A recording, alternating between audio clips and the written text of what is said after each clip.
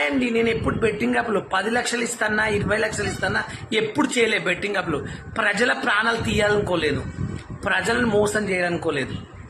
నేను ఇలా చేసినందుకు నా అన్వేషణ్ అన్నగారు నాకు ₹1,00,000 ఐఫోన్ పంపించాడు.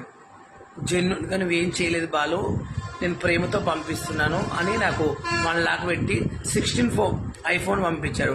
థ్యాంక్ యూ సో మచ్ నా అన్వేషణ్ అన్న, థ్యాంక్ యూ. నా లైఫ్ గోల్ నువ్వన్న రీచ్ చేసావు.